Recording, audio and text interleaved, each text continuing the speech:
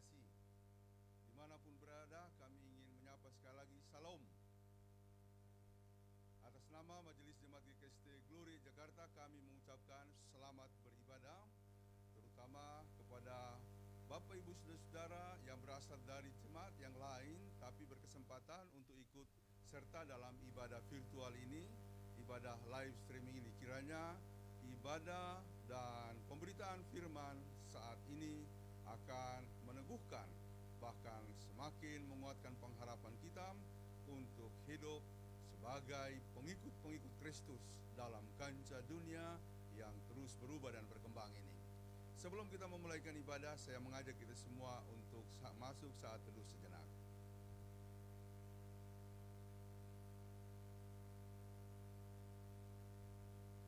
Mari kita bangkit berdiri.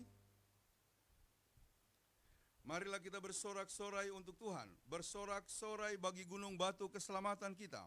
Biarlah kita menghadap wajahnya dengan nyanyian syukur, bersorak-sorak baginya dengan nyanyian mazmur.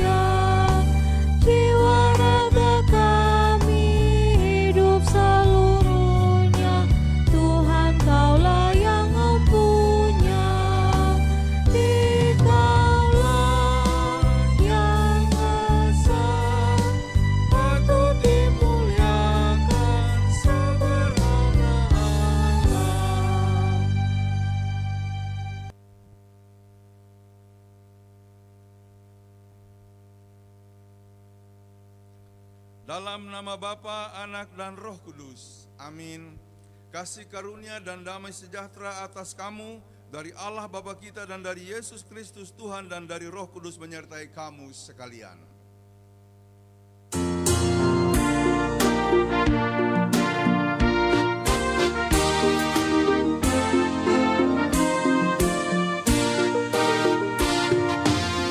marilah segera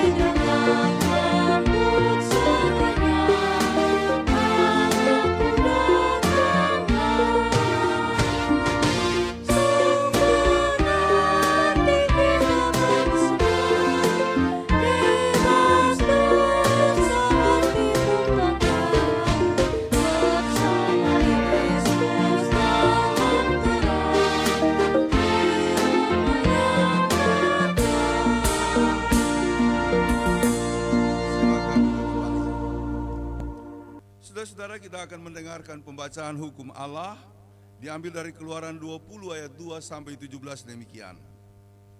Akulah Tuhan Allahmu yang membawa engkau keluar dari tanah Mesir, dari tempat perbudakan. Jangan ada padamu Allah lain di hadapanku. Jangan membuat bagimu patung yang menyerupai apapun yang ada di langit di atas dan yang ada di bumi di bawah atau yang ada di dalam air di bawah bumi. Jangan sujud menyembah kepadanya atau beribadah kepadanya, sebab aku Tuhan Allahmu adalah Allah yang cemburu, yang membalaskan kesalahan bapa kepada anak-anaknya, kepada keturunan yang ketiga dan keempat dari orang-orang yang membenci aku. Tetapi aku menunjukkan kasih setia kepada beribu-ribu orang, yaitu mereka yang mengasihi aku dan yang berpegang pada perintah-perintahku. Jangan menyebut nama Tuhan Allahmu dengan sembarangan, sebab Tuhan akan memandang bersalah orang yang menyebut namanya dengan sembarangan. Ingatlah dan kuduskanlah hari Sabat. 6 hari lamanya engkau akan bekerja dan melakukan segala pekerjaanmu. Tetapi hari ketujuh adalah hari Sabat Tuhan Allahmu. Maka jangan melakukan sesuatu pekerjaan, engkau atau anakmu laki-laki, atau anakmu perempuan, atau hambamu laki-laki, atau hambamu perempuan, atau hewanmu, atau orang asing yang di tempat kediamanmu. Sebab 6 hari lamanya Tuhan menjadikan langit dan bumi, laut dan segala isinya. Ia berhenti pada hari ketujuh. Itulah sebabnya Tuhan memberkati hari Sabat dan menguduskannya. Hormatilah ayahmu dan ibumu, supaya lanjut umurmu di tanah yang diberikan Tuhan Allahmu kepadamu. Jangan membunuh, jangan berzina, jangan mencuri, jangan mengucapkan saksi dusta tentang sesamamu, jangan mengingini rumah sesamamu, jangan mengingini istrinya atau hambanya laki-laki, atau hambanya perempuan, atau lembunya, atau keledainya, atau apapun yang dipunyai sesamamu. Jemaat, setelah kita mendengarkan hukum Allah, di dalamnya nyata segala dosa dan pelanggaran kita kepada Tuhan. Jika kita berkata bahwa kita tidak berbuat dosa, maka kita membuat Dia menjadi pendusta dan firman-Nya tidak ada dalam kita. 1 Yohanes 1 ayat 10. Saudara-saudara, diberi kesempatan kepada kita untuk merenungkan hidup kita dan perbuatan-perbuatan kita.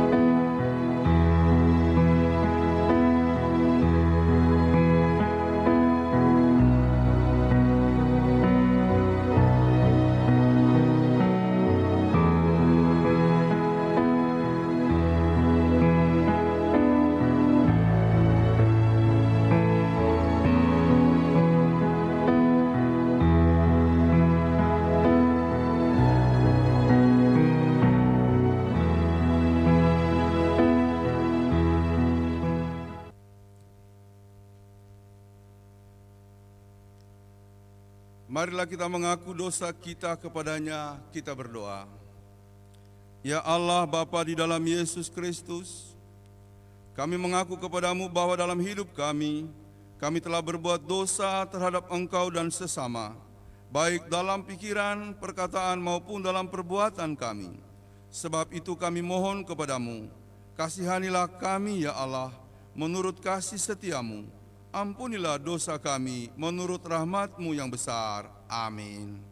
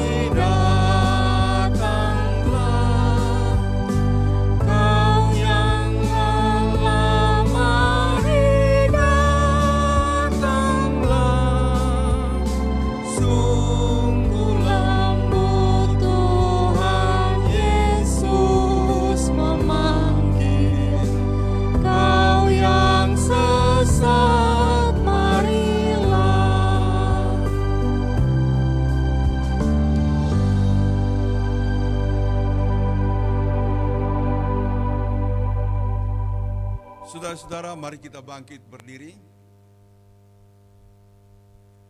Jemaat, setelah kita mengaku segala dosa kita kepada Tuhan, maka sekarang dengarkanlah berita pengampunan dosa. Dalam hal inilah kasih Allah dinyatakan di tengah-tengah kita, yaitu bahwa Allah telah mengutus anaknya yang tunggal ke dalam dunia, supaya kita hidup olehnya. Inilah kasih itu. Bukan kita yang telah mengasihi Allah, tetapi Allah yang telah mengasihi kita dan yang telah mengutus anaknya sebagai pendamaian bagi dosa-dosa kita. 1 Yohanes 4 ayat 9 dan 10.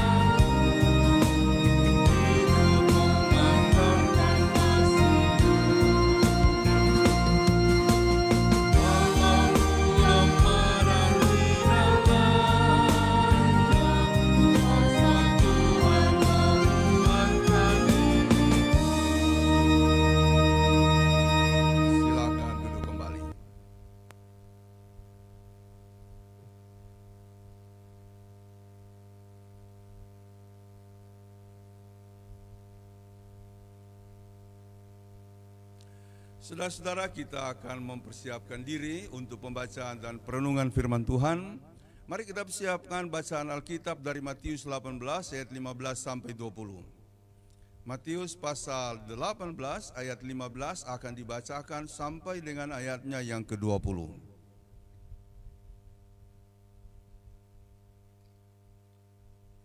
Sebelum kita membaca dan merenungkannya, marilah kita tundukkan kepala, kita berdoa.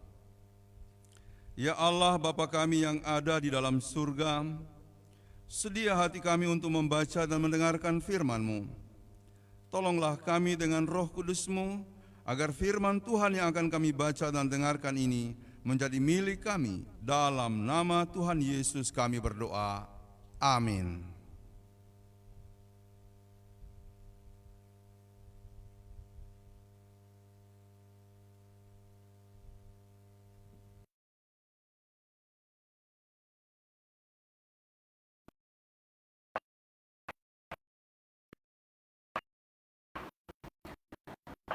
Firman Tuhan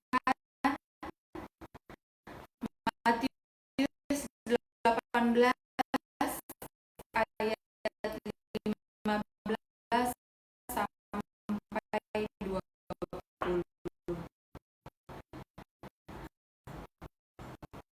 Tentang menasehati sesama saudara.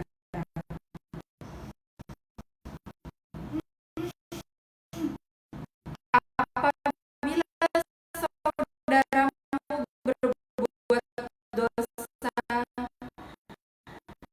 tegurlah dia di bawah 4 mata.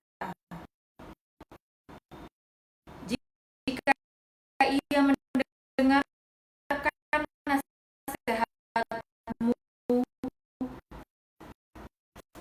engkau telah mendapatnya kembali.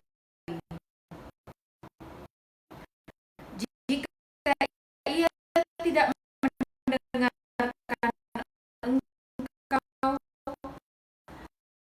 bawalah seorang atau 2 orang lagi, supaya atas keterangan 2 atau 3 orang saksi, perkara itu tidak disangsikan. Jika ia tidak mau mendengarkan mereka, sampaikanlah soalnya kepada jemaat. Dan jika ia tidak mau juga mendengarkan jemaat, pandanglah dia sebagai seorang yang tidak mengenal Allah, atau seorang pemungut cukai. Aku berkata kepadamu, sesungguhnya apa yang kamu ikat di dunia ini akan terikat di sorga, dan apa yang kamu lepaskan di dunia ini akan terlepas di sorga. Dan lagi aku berkata kepadamu, jika 2 orang daripadamu di dunia ini sepakat meminta apapun juga, permintaan mereka itu akan dikabulkan oleh Bapa-Ku yang di sorga. Sebab di mana 2 atau 3 orang berkumpul dalam namaku, di situ aku ada di tengah-tengah mereka. Demikian firman Tuhan.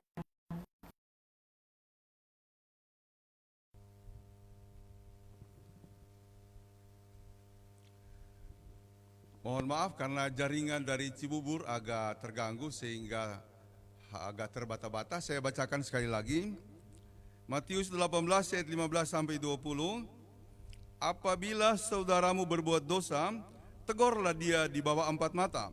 Jika ia mendengarkan nasihatmu, engkau telah mendapatnya kembali. Jika ia tidak mendengarkan engkau, bawalah seorang atau 2 orang lagi, supaya atas keterangan 2 atau 3 orang saksi perkara itu tidak disangsikan. Jika ia tidak mau mendengarkan mereka, sampaikanlah soalnya kepada jemaat. Dan jika ia tidak mau juga mendengarkan jemaat, pandanglah dia sebagai seorang yang tidak mengenal Allah atau seorang pemungut cukai. Aku berkata kepadamu, sesungguhnya apa yang kamu ikat di dunia ini akan terikat di sorga, dan apa yang kamu lepaskan di dunia ini akan terlepas di sorga. Dan lagi aku berkata kepadamu, jika 2 orang daripadamu di dunia ini sepakat meminta apapun juga, permintaan mereka itu akan dikabulkan oleh Bapa-Ku yang di sorga. Sebab di mana 2 atau 3 orang berkumpul dalam nama-Ku, di situ aku ada di tengah-tengah mereka. Yesus berkata, yang berbahagia ialah mereka yang mendengarkan firman Allah dan yang memeliharanya. Haleluya.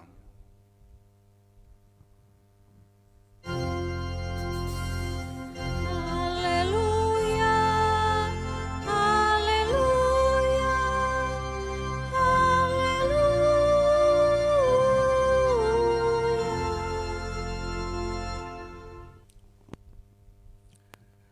Bapak, Ibu, Saudara-saudara, minggu yang lalu ada seorang ibu berkata kepada saya begini, ketika bertemu langsung dia mengatakan, semangat ya Pak, semangat ya Pak.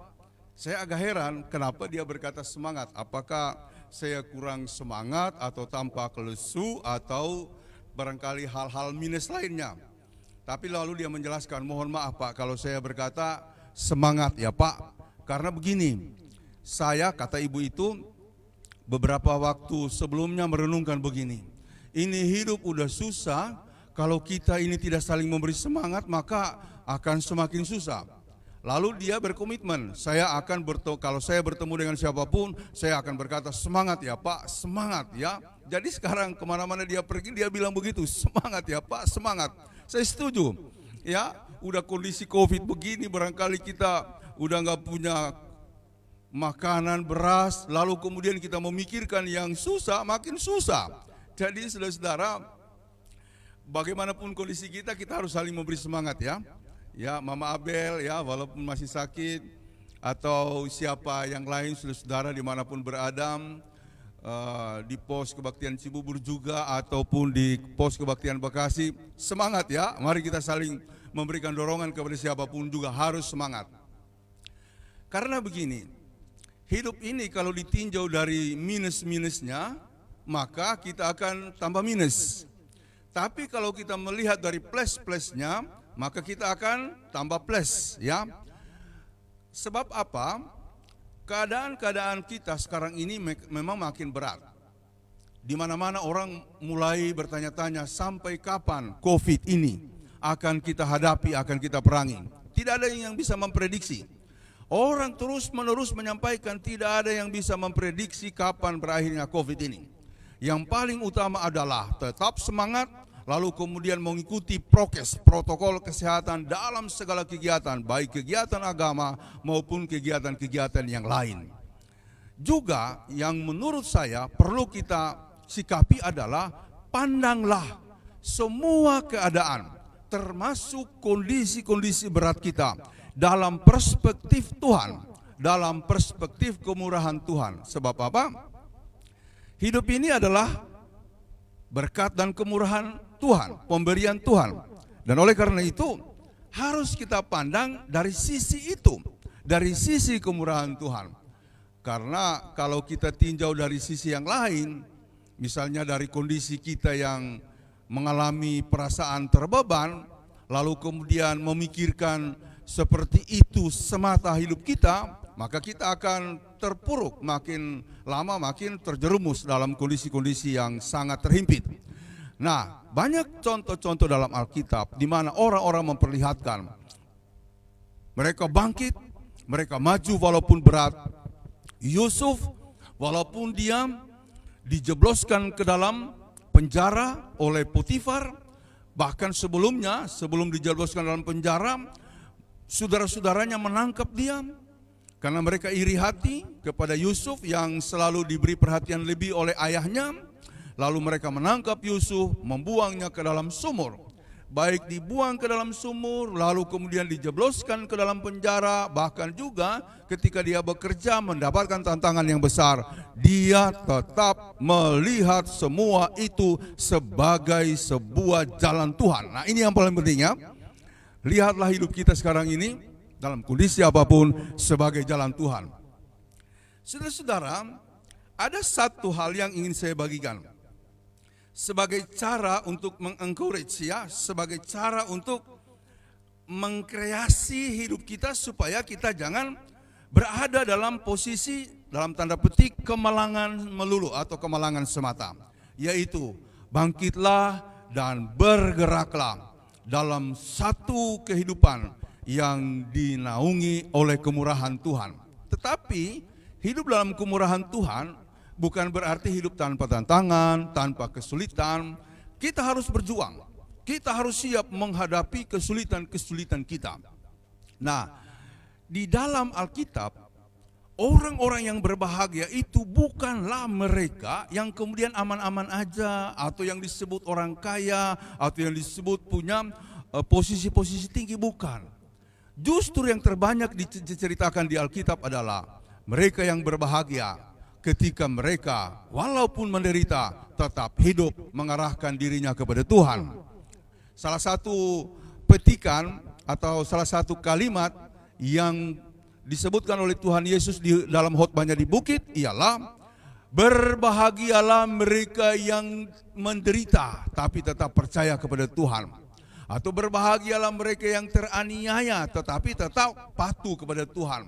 Jadi kelihatan dari ayat-ayat itu bahwa sekalipun kita menderita, asalkan kita tetap berpegang teguh kepada Tuhan, maka kebahagiaan itu akan mengalir memenuhi kehidupan kita. Atau dalam istilah Latin ada satu ungkapan yang saya suka, yang saya sangat hafal sampai hari ini. Ovus sedare dolorum, ovus divinum est. Sedare dolorum, ovus divinum est. Dalam bahasa Indonesianya kira-kira berarti begini: meringankan penderitaan orang lain adalah pekerjaan ilahi. Membantu orang lain yang kesusahan adalah pekerjaan Tuhan.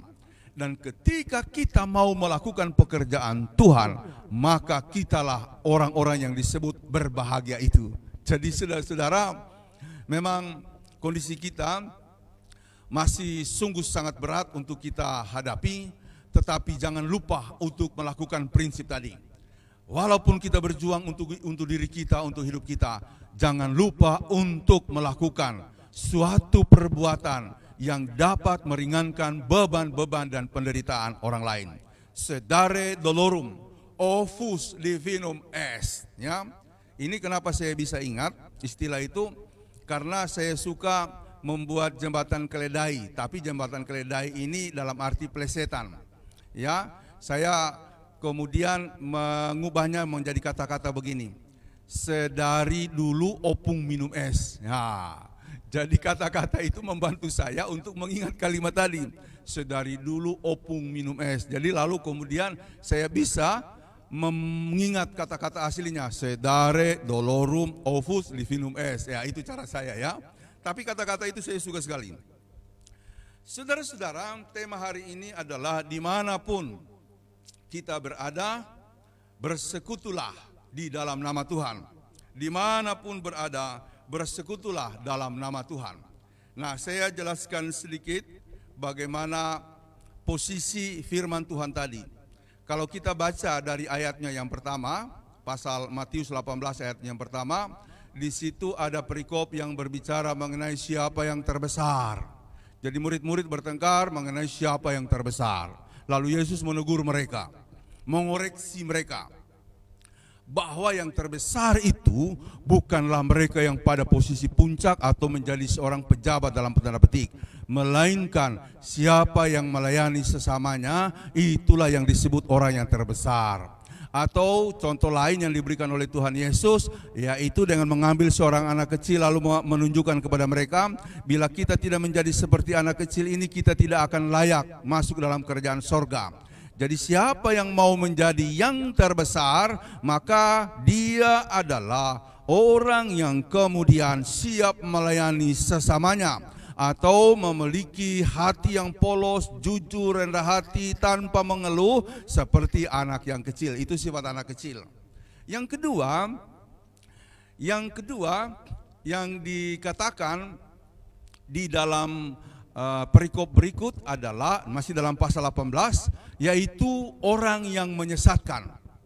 Itu orang yang menyesatkan, ya, itu hukumannya sama dengan kata Yesus, lebih baik kalau ditaruh kilangan di dalam lehernya lalu dibuang ke sungai, ke laut. Lebih baik dia dihukum mati. Sudah tahu ada saudaranya salah, dia diam, dia kemudian membiarkan, orang itu lebih baik dilemparkan ke laut setelah ditaruh kilangan batu di lehernya supaya dia mati tenggelam. Sebegitu kerasnya Tuhan mengecamnya, orang-orang yang tahu akan saudaranya salah tapi dia membiarkan orang itu salah. Kemudian perikop yang berikut adalah mengenai orang yang hilang atau anak yang hilang.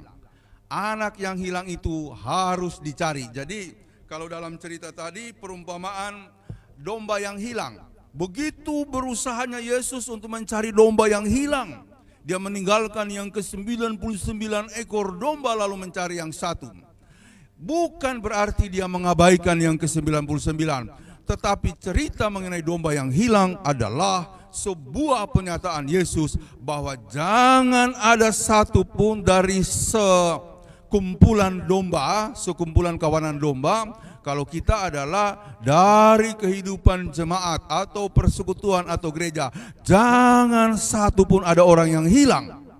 Mau apapun sikapnya, mau apapun yang dilakukan, harus dicari. Nah, masalahnya kan seringkali terjadi kalau ada orang yang keras kepala, malah suka kita kalau umpamanya dia pergi dari gereja.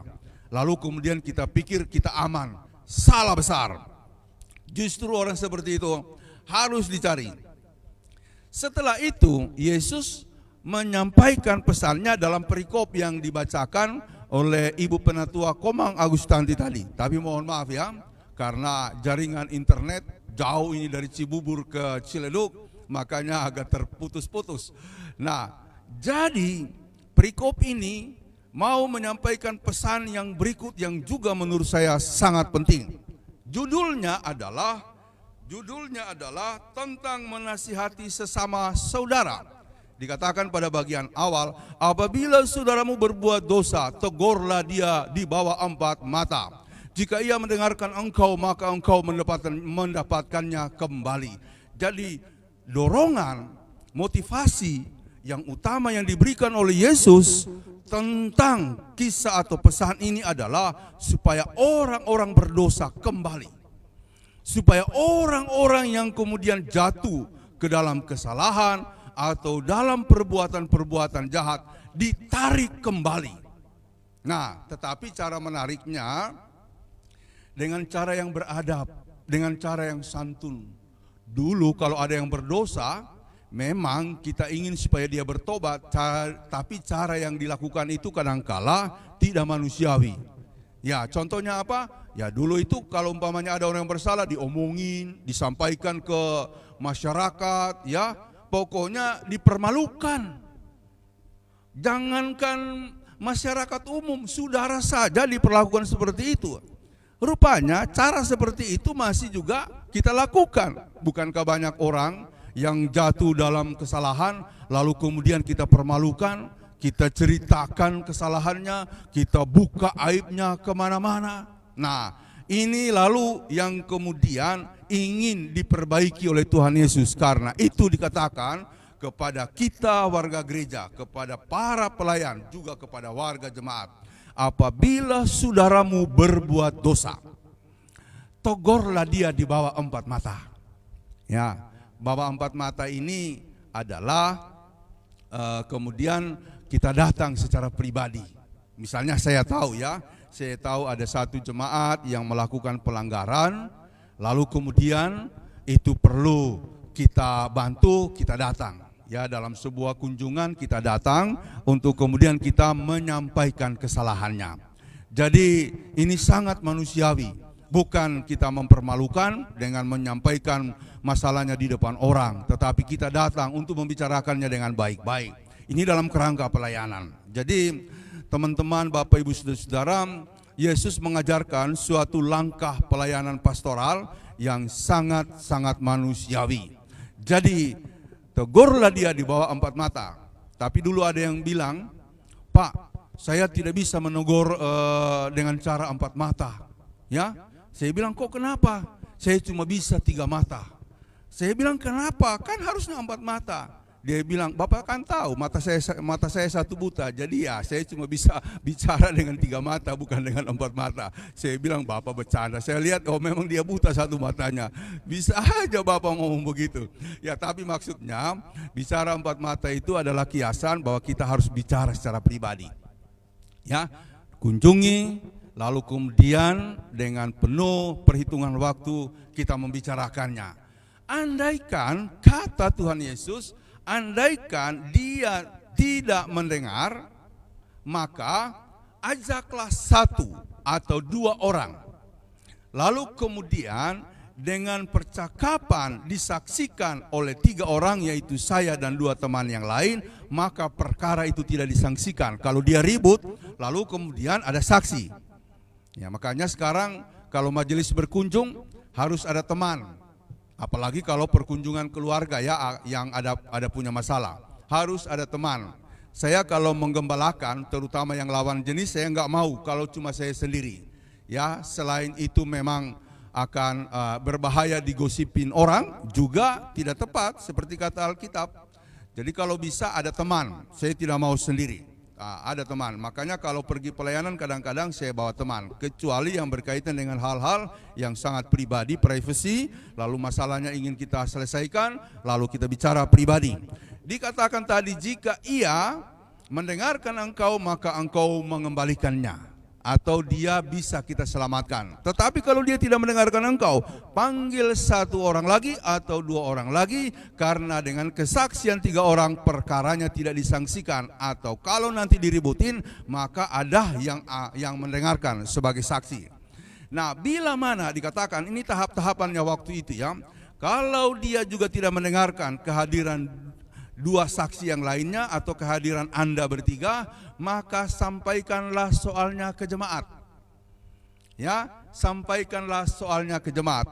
Kalau misalnya dia juga tidak mendengarkan jemaat, anggaplah dia sebagai orang yang tidak mengenal Allah atau sama dengan pemungut cukai.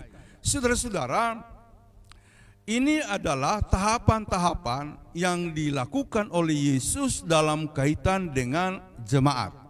Kita datang, dia tidak mendengarkan, kita panggil teman, lalu kemudian kita bicarakan, dia juga tidak dengarkan, kita sampaikan soalnya ke jemaat. Maksudnya begini, bukan disampaikan soalnya ke jemaat itu untuk mempermalukan dia, tidak.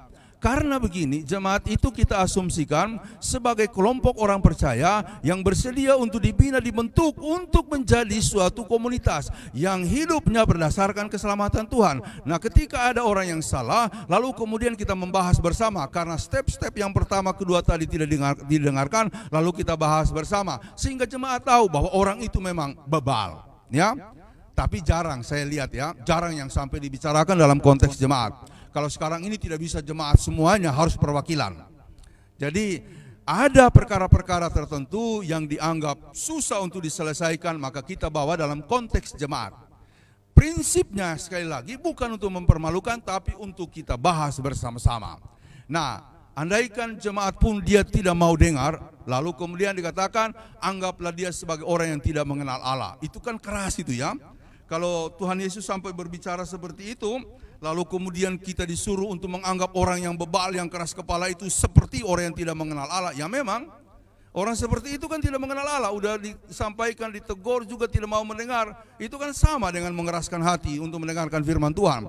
Jadi dia dianggap sama sebagai orang yang tidak mengenal Allah. Nah, atau bahkan sebagai pemungut cukai. Pemungut cukai itu kenapa dicap orang berdosa? Karena dia itu sudah tahu tugasnya untuk mengumpul sekian persen, dia nambah. Pemungut cukai dulu mengambil keuntungan dengan menambah persen dari apa yang seharusnya dia tagih. Disitulah kesalahan dan akibatnya adalah orang miskin makin menderita karena diperas.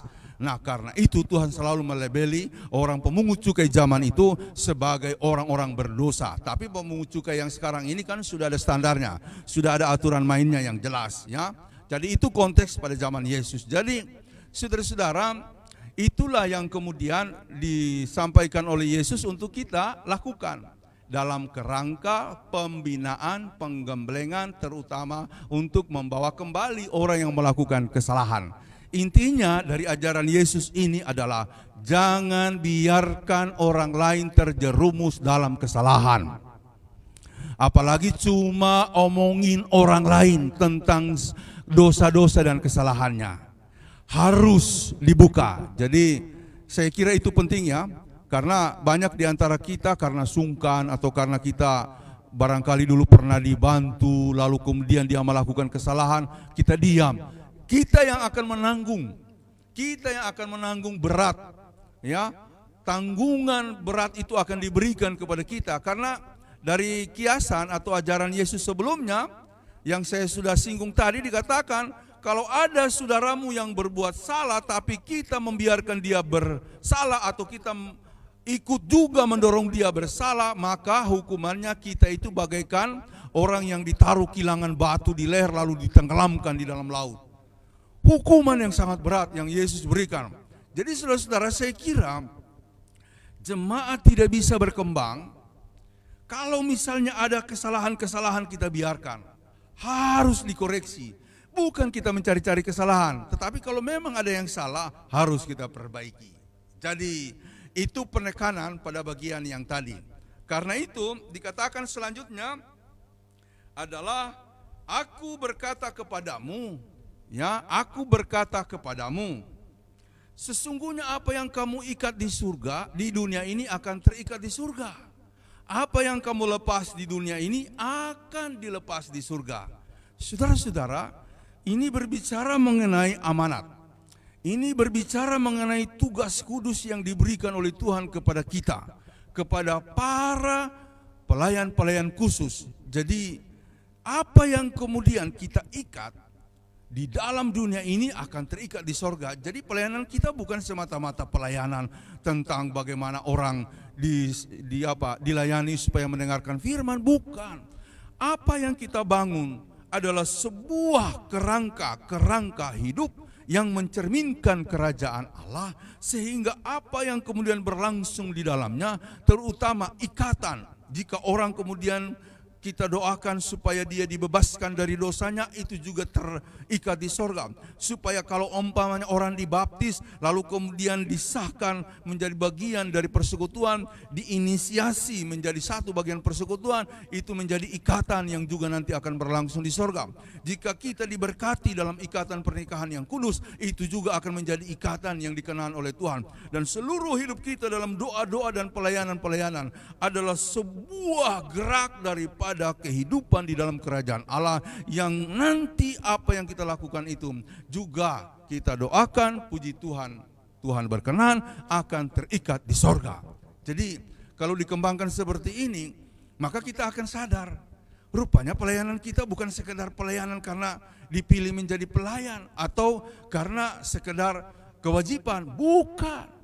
Harus dilakukan dengan sungguh-sungguh dalam terang keselamatan Tuhan. Jadi kalau tadi pertama saya bicara soal hidup ini ditinjau dari kemurahan Allah, sekarang kita harus menjalankan tugas-tugas yang ada di dalam gereja dalam kerangka keselamatan Allah. Jadi saudara-saudara, nah ada aspek lain yang diberikan oleh Yesus kepada kita dalam rangka melaksanakan pekerjaan tadi, dan pekerjaan itu adalah pekerjaan yang berat. Dikatakan adalah jikalau ada dua orang bersepakat untuk meminta dalam namaku, maka akan diberikan. Sebab di mana dua atau tiga orang berkumpul, bersekutu dalam namaku, aku ada di tengah-tengah mereka. Nah, biasanya ini dijelaskan secara dangkal bahwa kalau kita mau bersekutu, nggak usah banyak-banyak, yang penting 2-3 orang berkumpul, itu Tuhan hadir. Betul, saya percaya itu. Tetapi seringkali ini istilah-istilah untuk ngeles begitu ya, karena kita tidak sanggup untuk mengajak orang datang. Ya, jemaat kita misalnya ada 50-an, lalu yang hadir cuma 3 orang, lalu kita menghibur diri, ya udahlah, nggak usah nungguin mereka. Yang penting kata Alkitab, di mana 2 atau 3 orang berkumpul, aku hadir. Betul. Setiap persekutuan yang dilakukan 2-3 orang berkumpul, maka kemudian Tuhan akan ada di sana. Kata Tuhan, Tuhan akan ada. Tapi itu bukan alibi ya untuk kemudian membenarkan diri kita yang tidak melayani. Ya kalau ada jemaat banyak ya harus kita ajak, terus kita cari. Kan ayat-ayat tadi menjelaskan kalau ada yang hilang, satu saja yang hilang harus dicari. Nah, jadi itu. Yang kedua juga saya kira penyataan ini mau menjelaskan bahwa begitu pentingnya persekutuan. Mau sekecil apapun itu, sampai kepada angka yang minimal 2 atau 3 orang. 2 itu kalau tinggal suami istri, ya kan hitungannya. Kalau 3 tambah anak. Saudara-saudara, maka 2-3 orang berkumpul, jangan di-courting prinsip pelayanan kita. Misalnya kita beribadah ini ya, kita beribadah, lalu kemudian yang datang itu cuma 2 atau 3 orang. Kadangkala saya pernah lihat, saya juga pernah dulu melakukannya, ya sudahlah kita berdoa saja ya, langsung kita bubar. Ternyata setelah baca ayat ini salah, kita harus tetap berdoa. Dan saya dulu pernah ditegur oleh seorang pendeta senior ya. Dia bilang begini, Pinehas, jikalau misalnya dalam ibadahmu yang hadir itu cuma 1, bayangkan dia bilang ya, kita ini majelis, yang hadir cuma 1, jangan courting khotbahmu, jangan courting ibadahmu. Dan dia bilang begini, dia bilang, Pak, saya sudah pernah mengalami hal itu. Jadi kami sudah mempersiapkan ibadah raya. Memang dia melaksanakan kegiatan ibadah itu di suatu kawasan yang berat ya, tetapi banyak orang yang sudah dia kenal dan dia undang. Jadi waktu itu dia undang dengan harapan mereka akan hadir. Ternyata sudah setengah jam mereka menunggu, yang hadir cuma 1. Lalu kemudian dia bilang kepada timnya, kepada orang-orang yang bertugas, mari kita berdoa, kita beribadah, walaupun cuma hadir 1 orang, kita anggap banyak orang yang ada di situ. Akhirnya dia beribadah, mereka full beribadah ya. Acaranya berjalan seperti yang dipersiapkan. Dia juga khotbahnya semangat sampai selesai. Saudara-saudara, setelah 10 tahun kemudian berjalan, ibadah atau gereja yang dikembangkan oleh pendeta senior tadi berkembang. Nah, suatu waktu dia melaksanakan kebaktian. Setelah kebaktian datanglah 1 orang. Orang itu berkata begini, pendeta, masih kenal saya? Lalu pendetanya udah lupa. Dia bilang, aduh sorry ya, saya mulai lupa. Bapak siapa? Saya itu loh Pak, yang 10 tahun lalu waktu Bapak buat ibadah raya, saya itu yang hadir, satu-satunya yang hadir Pak. Oh kamu, oh puji Tuhan bisa ketemu lagi sekarang. Lalu kemudian dia bilang begini, Pak, saya bersyukur karena waktu itu cuma saya yang hadir. Loh kok bersyukur? Karena begini Pak, saya lihat waktu itu pelayanannya luar biasa, doanya itu luar biasa, bahkan saya didoakan secara pribadi. Karena saya yang hadir, saya didoakan secara sendiri. Dan saya yakin Pak, itu berkat doa pada waktu itu membuat saya berhasil. Jadi dia menceritakan keberhasilannya. Lalu dia mengatakan begini, justru saya hadir hari ini untuk memberikan sebagian hasil dari perusahaan saya. Karena saya percaya itu berkat doa Bapak 10 tahun yang lalu. Coba bayangkan, bahkan orang itu berkomitmen memberikan 10% dari hasil perusahaannya. Itu pendeta senior tadi bilang, Pinehas, jangan sepelekan kalau umatmu yang hadir cuma 1 atau 2. Suatu waktu nanti Tuhan akan berkarya bagi mereka. Jadi saya ingat sekali itu. Makanya kalau pergi pelayanan mau cuma 2 atau 3 orang, saya lakukan. Jadi apa yang dikatakan oleh Yesus harus kita maknai seperti itu. Tetapi yang kedua adalah mau menunjukkan bahwa pelayanan itu memang dimulai dari lingkupan yang terkecil. Jadi kalau dikatakan 2 atau 3 orang sebenarnya itu bicara keluarga. Minimal ada suami istri. Kalau dia punya anak sudah 3 ataupun lebih ya. Tapi Yesus bicara 2 atau 3 orang. Saudara-saudara, jangan sepelekan persekutuan keluarga. Ya, jangan sepelekan persekutuan keluarga. Di mana 2 atau 3 orang berkumpul, bersekutu dalam namaku, aku ada di tengah-tengah mereka. Kalau Yesus ada, maka itu adalah tanda bahwa kasih, kemurahan, kekuatan dan jaminannya akan juga dinyatakan dalam seluruh kehidupan kita. Dengan begitu, maka saya ingin menjelaskan bagian terakhir ini begini. Sekarang kita diminta beribadah di rumah-rumah, tetapi sayangnya begitu banyak orang mengabaikan ibadah-ibadah di rumah. Karena apa? Merasa merasa nggak bisa, ya.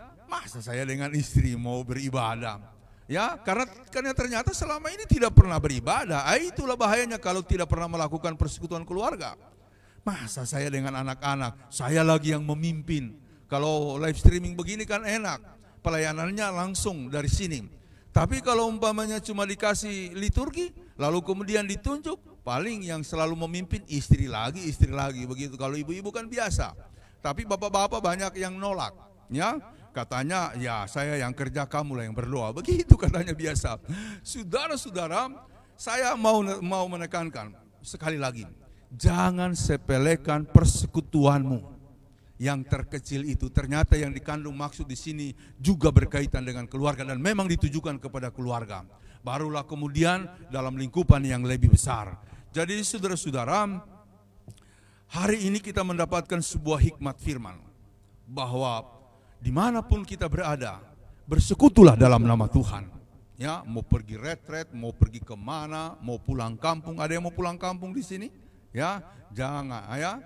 Ini Iin mau pulang kampung ya. Dia baru mau membentuk keluarga ini nanti ya.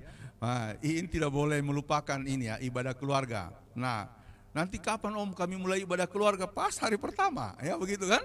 Jangan pikirkan yang lain dulu, ibadah dulu begitu hari pertama begitu ya. Kalau begitu pasti diberkati. Terima kasih Bapak Ibu Saudara, Tuhan memberkati kita. Amin. Kita mendengarkan persembahan pujian dari kaum Bapak.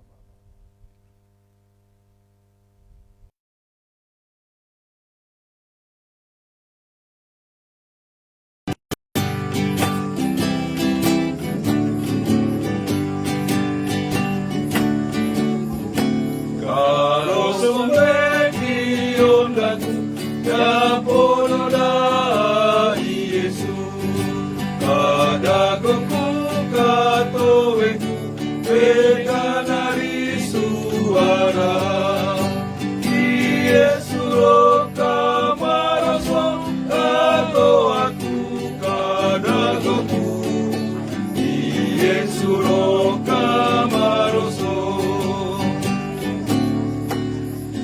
janji pueta bebali Paulino mo kumbali anu tetaji siramo mangambe pali Yesu roka maroso kato aku kagagoku Yesu roka maroso Yesu matowe pedalenda pawe mau moropo dunia lemo namae kalaya Yesu roka maroso kato aku kadagoku Yesu roka maroso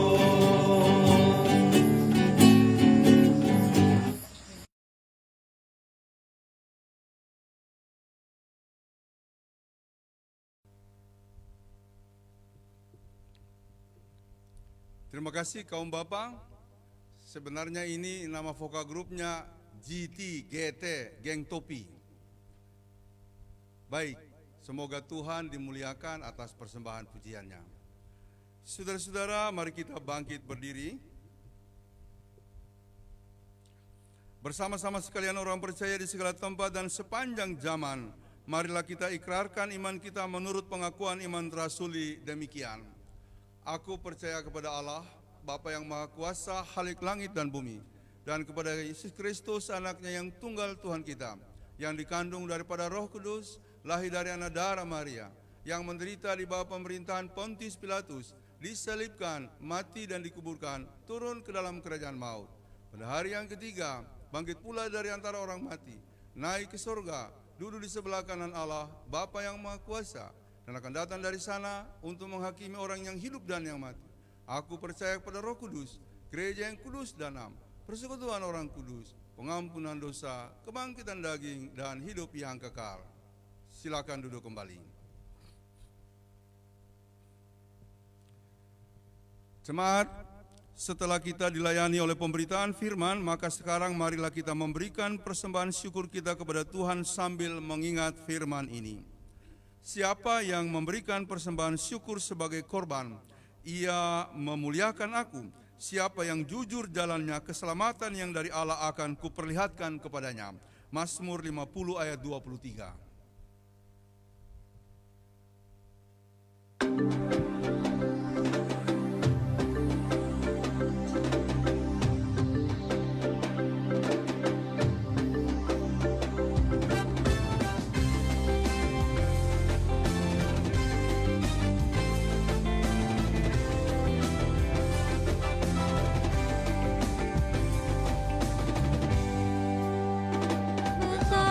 Kita tidak bersyukur, bertanah air kaya dan subur, lautnya luas, gunungnya megah, menghijau padang, bukit dan lembah.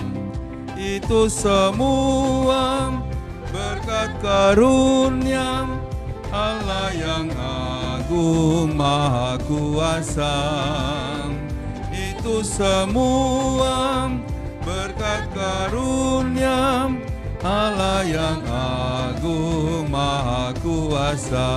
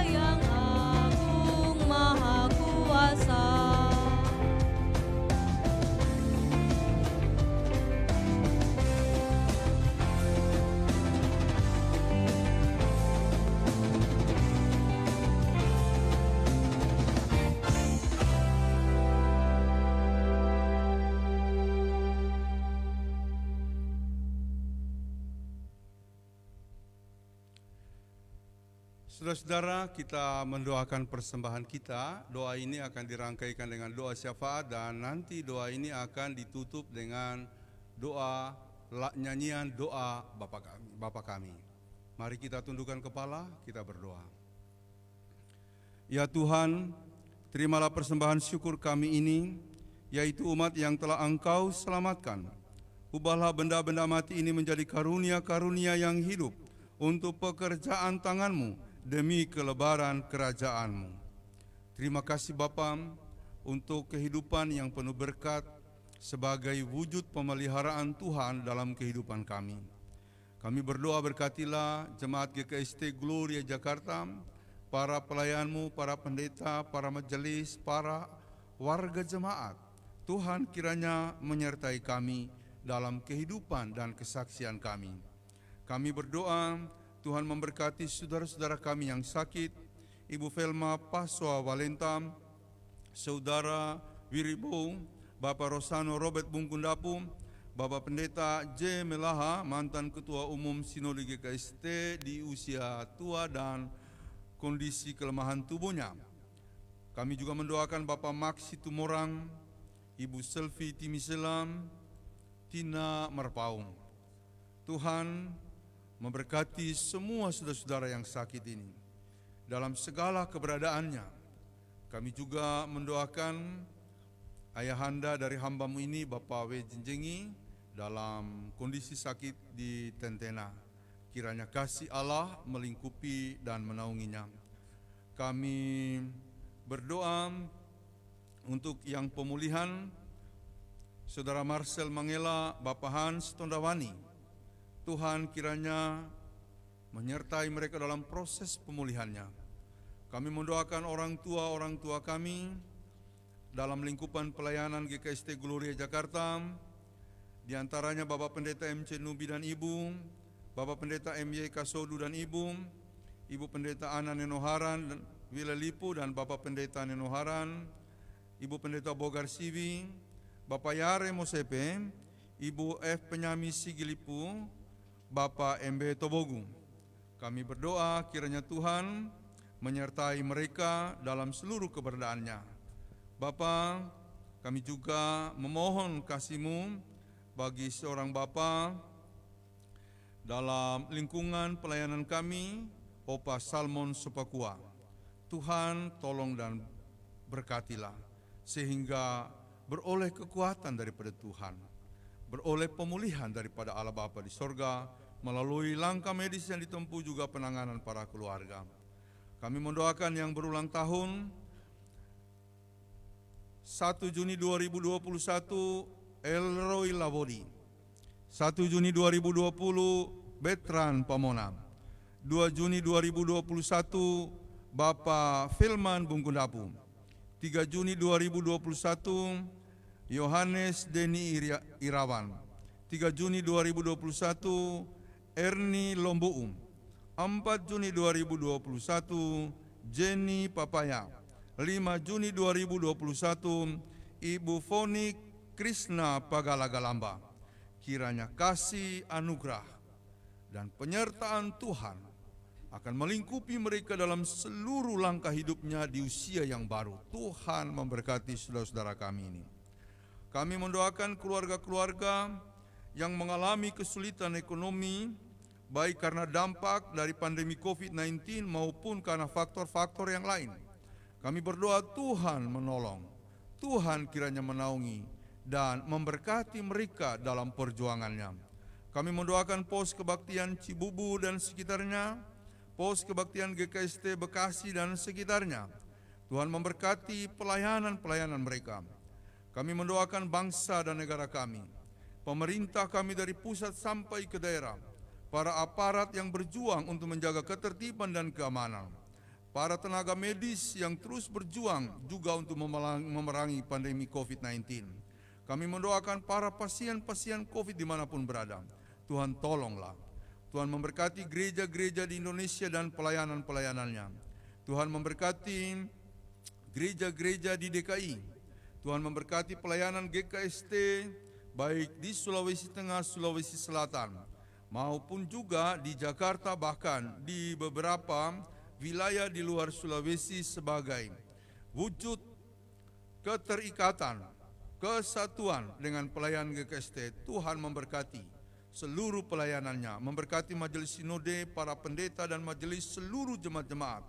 Kami mendoakan langkah-langkah dari para hamba-hamba penginjil yang bekerja di wilayah-wilayah penginjilan. Tuhan memberkati mereka. Kami berdoa untuk korban dari bencana alam NTT dan NTB. Tuhan tolonglah mereka dan berkatilah setiap persembahan yang disumbangkan untuk meringankan keadaan mereka dan kehidupan mereka. Kami mendoakan penanganan terorisme di Poso. Tuhan tolonglah kami, tolonglah daerah kami, sehingga seluruh jaringan daripada terorisme di Poso dapat diputus. Kami mendoakan Bapak Ibu Saudara-saudari yang mengikuti ibadah ini dimanapun mereka berada. Tuhan memberkati. Kami mendoakan El Safan, keluarga besar El Safan. Tuhan memberkati mereka dan pelayanannya. Kami mendoakan seluruh persembahan syukur yang diberikan dengan hati tulus murni penuh pujian syukur dari setiap warga jemaat untuk mengucap syukur, untuk berterima kasih akan kebesaran Tuhan dalam hidup mereka.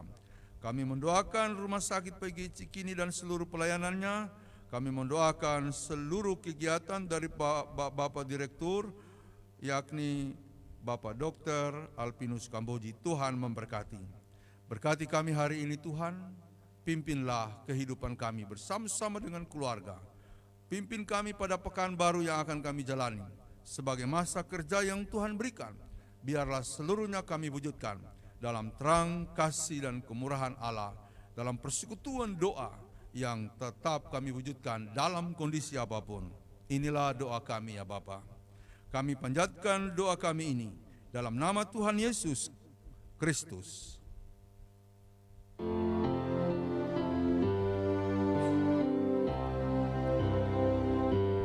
Bapa kami yang ada di surga, dikuduskanlah namamu, datanglah kerajaan-Mu, jadilah kehendak-Mu di bumi seperti di surga. Beri kami hari ini makanan yang secukupnya, ampuni salah kami seperti kami ampuni yang bersalah pada kami.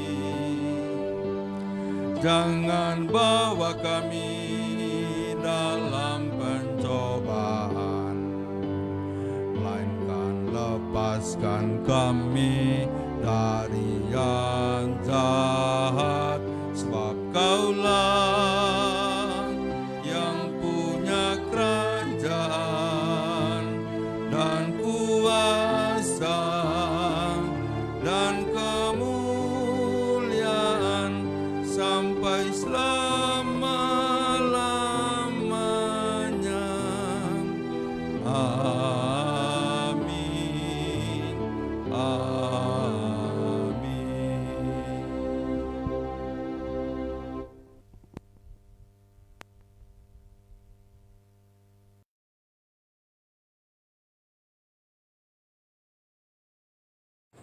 Salam Bapak Ibu Jemaat Kasih Kristus.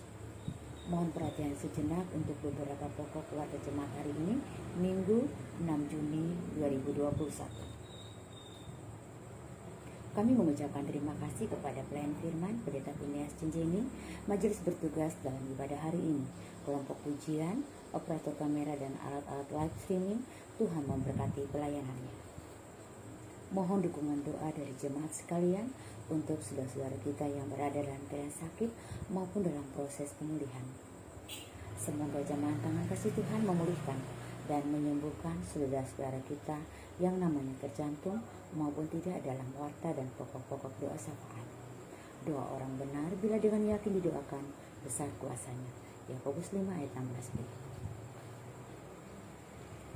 Kebaktian minggu depan, Minggu 13 Juni 2021 pukul 10 waktu Indonesia bagian Barat.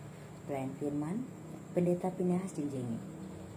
Ibadah minggu depan akan dilaksanakan secara onsite dan live streaming yang disiarkan melalui akun Facebook Grup GKST Jemaat Gloria Jakarta.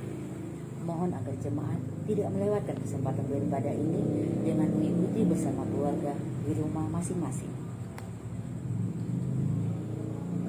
Warta nikah akan diteguhkan dalam pernikahan yang kudus. Calon mempelai Saudari Bari Stevenson Pais, Jemaat GKST Gloria Jakarta, dan Saudari Ayu Rosali Mutimun, Jemaat GKST Gloria Jakarta.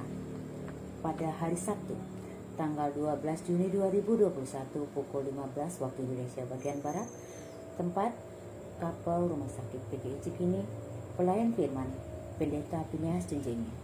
Mohon dukungan doa jemaat untuk kelancaran pelaksanaannya. Ibadah Pemuda Gloria.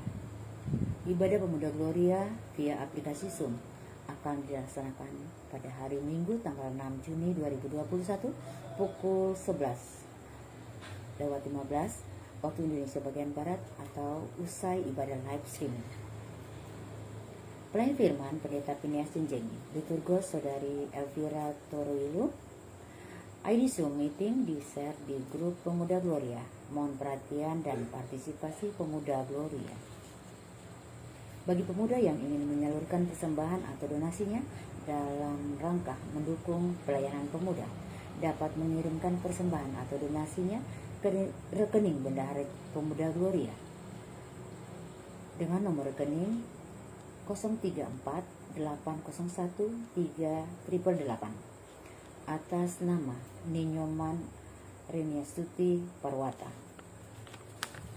Majelis Jemaat mengucapkan selamat ulang tahun kepada warga jemaat yang berulang tahun kelahiran dan keluarga-keluarga yang merayakan ulang tahun pernikahan sejak tanggal 1 Juni sampai dengan tanggal 6 Juni 2021.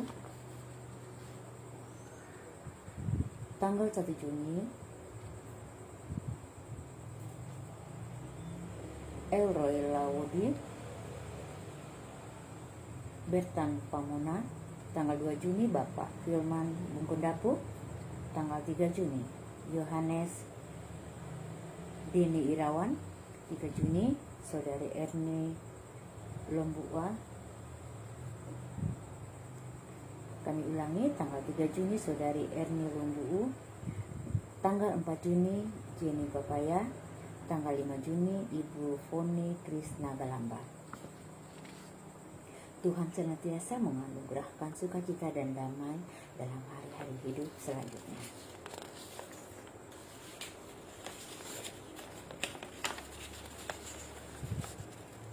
Pendataan anggota jemaat.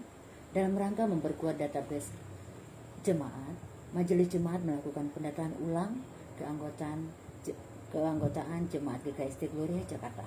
Mohon kesediaan jemaat mengisi Google Form yang dikirimkan melalui WhatsApp Group atau WhatsApp pribadi. Atas kesediaan jemaat mengisi Google Form ini, kami ucapkan terima kasih. Tuhan memberkati. Warta Panitia Pembangunan. Warta Panitia Pembangunan Sarana Rumah Ibadah Jemaat GKST Gloria Jakarta dan info keuangannya dapat dilihat dalam kolom Panitia Pembangunan Warga Jemaat Gloria yang diedarkan dalam bentuk PDF. Bagi jemaat dan simpatisan yang ingin menyalurkan dananya, dapat mengirimkannya ke rekening pembangunan Bank Mandiri nomor rekening 6001008779904 atas nama Gereja Kristen Sulawesi Tengah Jemaat Gloria Jakarta. Warta keuangan Jemaat Gloria dapat dilihat di halaman terakhir warta jemaat yang diedarkan ke jemaat dalam bentuk PDF. Jika terdapat kesalahan penulisan jumlah atau angka, mohon menyampaikan koreksinya kepada bendahara jemaat atas nama Penatua Komang Agustanti melalui nomor HP atau WhatsApp 0812-82770928. Majelis Jemaat mengucapkan terima kasih kepada Bapak Ibu, saudara-saudara, dan keluarga-keluarga yang telah mengirimkan persembahan syukur. Syukur atas ulang tahun kelahiran atau pernikahan, atas berkat-berkat Tuhan dan kolekte ibadah, ataupun bantuan dana untuk menunjang pelayanan GKST Gloria Jakarta dan aksi Gloria Peduli.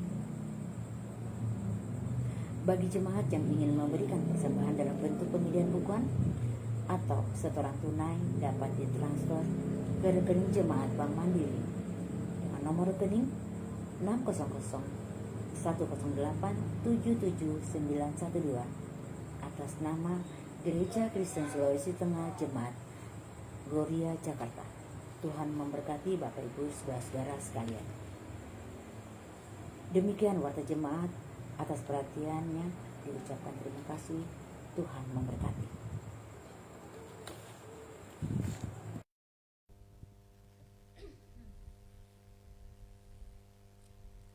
Saudara-saudara, kita akan mengakhiri kebaktian kita pada hari ini. Saya mengundang kita semua bangkit berdiri dan menyanyikan lagu penutup Gita Bakti nomor 75 ayat 1 dan 3, Meskipun di Dalam Lembah.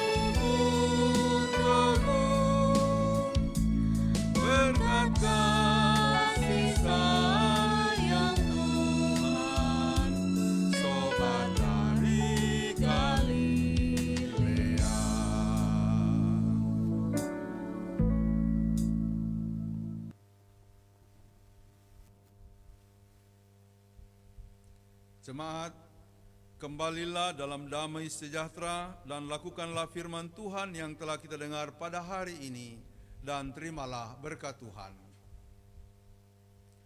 Kasih karunia Tuhan Yesus Kristus dan kasih Allah dan persekutuan Roh Kudus menyertai kamu sekalian.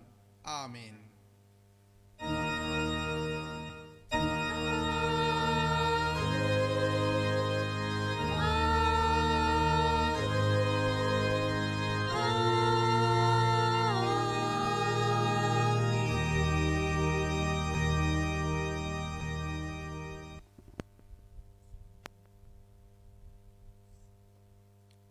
Demikianlah ibadah kita pada hari ini.